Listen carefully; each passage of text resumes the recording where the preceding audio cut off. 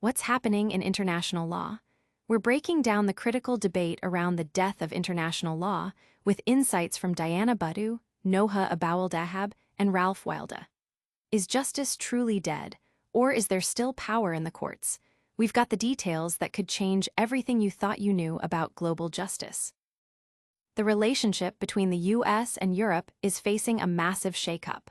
We're exploring Transatlanticism in trouble as Washington's commitment to Ukraine wavers, sparking crucial conversations in Kyiv and across the continent. What does this mean for the future of global alliances and the ongoing conflict? Turning to the economy, we've got the latest from South Korea. The IMF has adjusted its growth forecast, and we're breaking down what it means for the nation and beyond. Plus, we'll look at the IMF's take on household loans and the crucial need for structural reforms. And finally, the powerful voice of Ukrainian women around the world for Ukraine Conference in Spain is making waves. We'll cover the inspiring speeches, the solidarity shown, and their vital mission to counter disinformation. Stay tuned for all this and more, right here on Legends Nexus. Don't forget to like, subscribe, and hit that notification bell so you never miss an update. Is international law dead? The global stage verdict. With ongoing conflicts in Palestine, Sudan, and Ukraine, many have placed their faith in international law for resolution.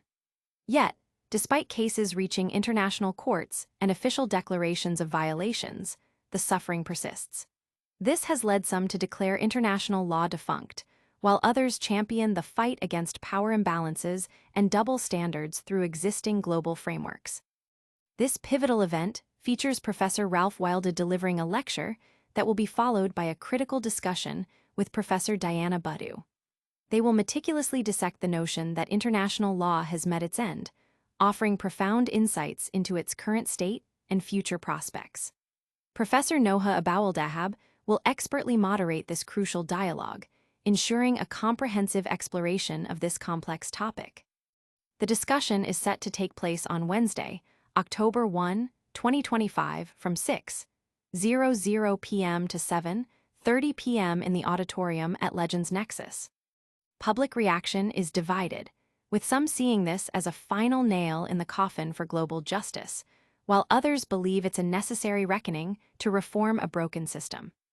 Analysts are watching closely to see if this event sparks a renewed commitment to international legal principles or confirms fears of its obsolescence. Don't go anywhere, because the geopolitical landscape is shifting dramatically. Next, we're diving into the seismic tremors affecting the Transatlantic Alliance. Transatlanticism in trouble, Europe's new path.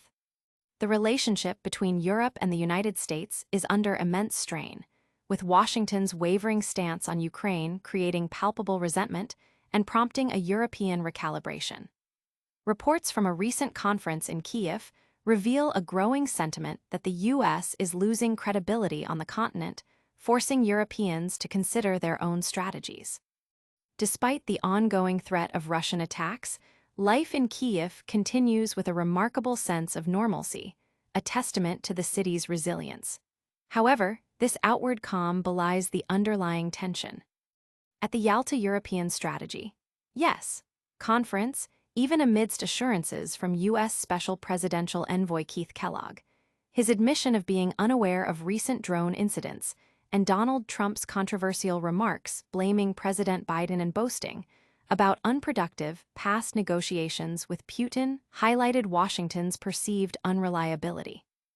European delegates expressed private dismay, questioning the value of Trump's contributions and solidifying fears about American dependability. This erosion of faith in Washington comes at a critical time for Ukraine, which urgently needs financial support.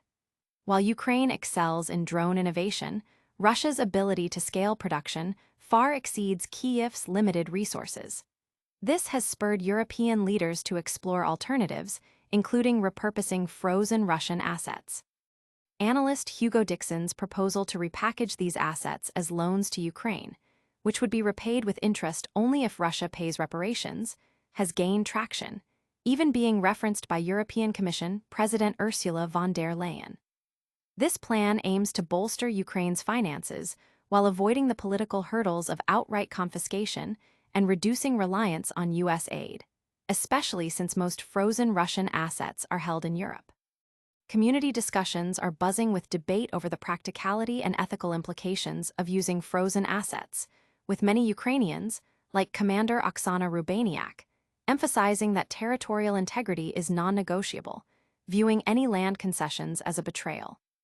Meanwhile, skepticism remains about the possibility of a genuine peace negotiation with Putin, given his past actions and perceived unwillingness to engage in good faith. The effectiveness of security guarantees is also questioned, with historical precedents suggesting they may offer little protection against determined aggression. But what happens when economic forecasts start to shift? Get ready for the latest numbers impacting South Korea's future. South Korea's economic pulse, IMF forecast revised. The International Monetary Fund has slightly nudged up its growth projections for South Korea this year, signaling a gradual recovery on the horizon. This adjustment offers a glimmer of optimism amidst global economic uncertainties. The IMF Korea mission has revised its forecast for South Korea's growth rate this year upwards by 0.1 percentage point, from 0.8% to 0.9%. For the following year, the forecast remains steady at 1.8%. Rahul Anand, head of the IMF Korea mission, attributed the improved outlook to a gradual recovery in domestic demand, supported by eased fiscal and monetary policies and robust external demand for semiconductors, which is helping to offset declines in other export sectors. He anticipates that inflation will stay close to the target level of 2% through next year. Anand also commended South Korea's preemptive policies aimed at curbing household loan growth and addressing the vulnerabilities in the financial sector stemming from non-performing real estate project financing, particularly in certain areas of Seoul. However, he stressed the critical need for accelerated structural reforms to boost the nation's potential growth rate. Key areas for focus include narrowing the productivity gap between small and medium-sized enterprises and large corporations, effectively managing the risks associated with artificial intelligence transformation, and capitalizing on innovation. Furthermore, he urged a resumption of fiscal consolidation efforts to ensure capacity for long-term fiscal spending pressures, emphasizing reforms to the pension system, creation of fiscal income, and enhanced spending efficiency. Establishing a reliable mid-term fiscal framework and anchor is seen as vital for long-term fiscal sustainability. This news has sparked significant discussion among economists and the public regarding the effectiveness of current policies and the urgency of structural reforms. The IMF's balanced assessment highlights both the progress made and the challenges that lie ahead for South Korea's economic future, with a particular emphasis on adapting to technological shifts like AI. Now, let's shift our focus to a powerful global movement making its voice heard. We're heading to Spain for an inspiring look at Ukrainian women leading the charge. Ukraine's voice amplified. Women lead global support in Spain. In a powerful display of global solidarity, Spain recently hosted the international conference, Voice of Ukrainian Women Around World for Ukraine, bringing together women from across the globe to champion Ukraine's cause and combat disinformation. The conference, organized with the support of various Ukrainian diaspora organizations, commenced with solemn prayers and hymns, setting a tone of unity and remembrance. Esteemed speakers, including Yaroslava Kordiani, chairwoman of the World Federation of Ukrainian Women's Organizations, WFUWO, and Maria Finiv, second deputy chairwoman of the Spanish Federation of Ukrainian Organizations, SFUZO, along with distinguished Spanish guests, delivered welcoming addresses. WCU President Paul Grad underscored the critical importance of global solidarity among Ukrainian women in supporting their nation and defending its interests on the international stage. WCU Vice President Natalia Pashavelo-Toller participated in a panel discussion on advocating for Ukraine in the world, the experience of the Ukrainian Women's International Leadership Association in the context of contemporary challenges, while Lyuba Liubchik moderated a session titled Truth as a weapon. The Ukrainian Women's International Leadership Association's activities in countering disinformation.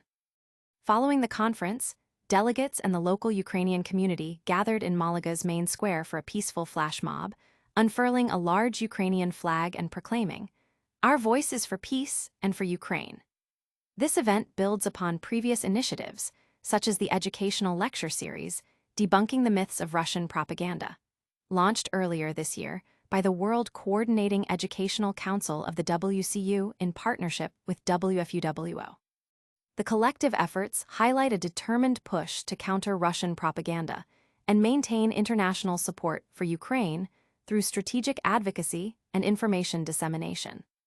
The conference has garnered significant attention, with Ukrainian diaspora communities worldwide sharing messages of support and highlighting the crucial role women are playing in maintaining global awareness and advocating for peace and justice.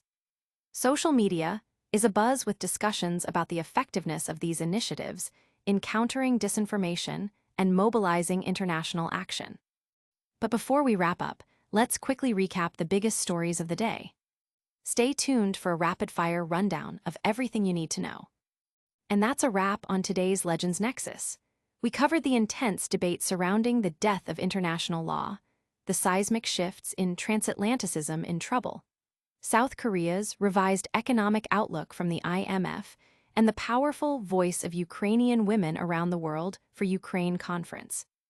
Don't miss out on future deep dives. Smash that like button, subscribe to Legends Nexus, ring the notification bell, drop a comment below with your thoughts, and follow us on all our social channels for more exclusive content.